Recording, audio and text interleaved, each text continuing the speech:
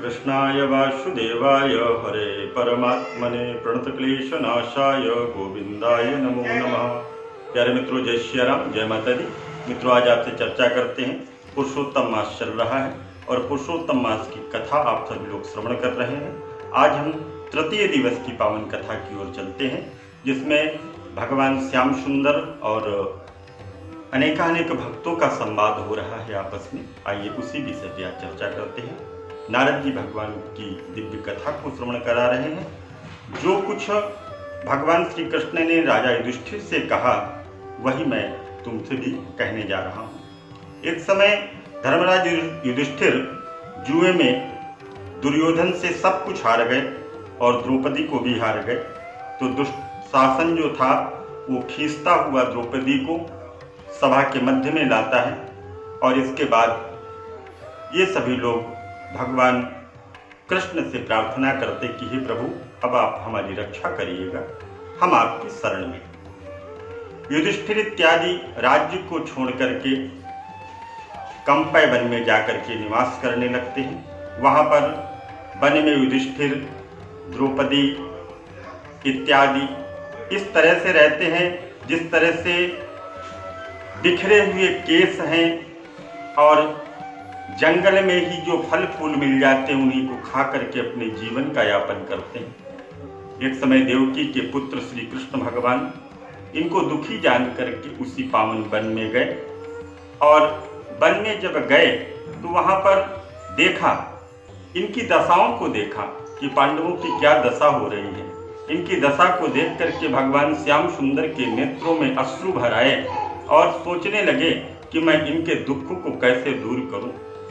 राजा युधिष्ठिर को दुखी देख करके, द्रौपदी को दुखी देख करके भगवान श्याम सुंदर अत्यधिक दुखी हुए। और जब विश्वात्मा भक्तवत्सल भगवान ने दुर्योधन को भस्म करने के लिए क्रोध किया तो मानो करोड़ों कराल के समान मुख से प्रलय काल की अग्नि निकलने लगी। दांत कटकटाने से लगे, पसीने से मानो त्रिलोकी भस्म हो जाएगा, ऐसा लग रहा था। भगवान श्याम सुंदर के दांतों की आवाज इस तरह से थी कि मानो पूरा त्रिलोकी ही आज भस्म हो जाएगा।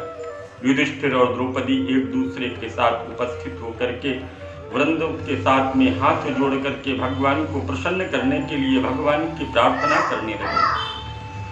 अर्जुन कहने लगे कि हे कृष्ण, हे जगन्नाथ, हे नाथ, मैं जगत में बाहर नहीं हूँ, आप मेरी रक्षा क्यों नहीं करते? आप तो सारे जगत की रक्षा करने वाले, जिनके नेत्र बंद करने से ब्रह्मा का भी पतन हो जाता है, जिनके क्रोध करने से सारे विश्व को भस्म कर दिया जाता है, कोई भी जीवित नहीं रह सकता है। जगतपति, इस संसार का संहार करने वाले आप हैं, इस संहार करने वाले आप हैं।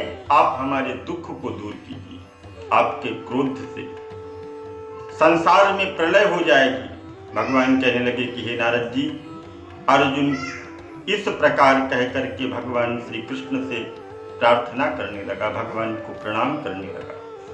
तब भगवान श्री कृष्ण ने अर्जुन की इस प्रार्थना को सुनकर के शीतल हो गए और प्रेम से व्याकुल होकर के युधिष्ठिर इत्यादि के पास में जाकर के भगवान को नमस्कार करने लगे। युधिष्ठिर इत्यादि ने भगवान को प्रणाम किया।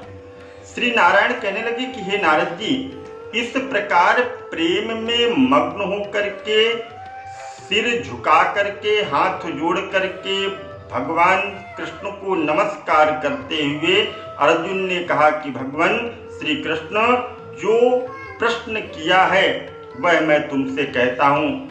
हरि भगवान यह सब सुनकर के पांडवों के हितकारक वचन कहने लगे। कृष्ण कहने लगे, हे अर्जुन, मेरे वचनों को सुनो और अपने जो अपूर्व प्रश्न किया है इसका मैं उत्तर देने में आपको जा रहा हूं। यह गुप्त प्रश्न ऋषियों को भी कठिन है।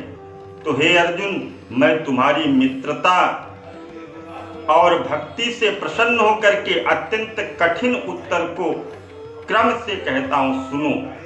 हे अर्जुन, एक समय में संयोगवश अधिक मास आया, उसको सब असहाय, निंदक, अपूज्य, मलमास नमी की संक्रांति से वर्जित कहते हैं।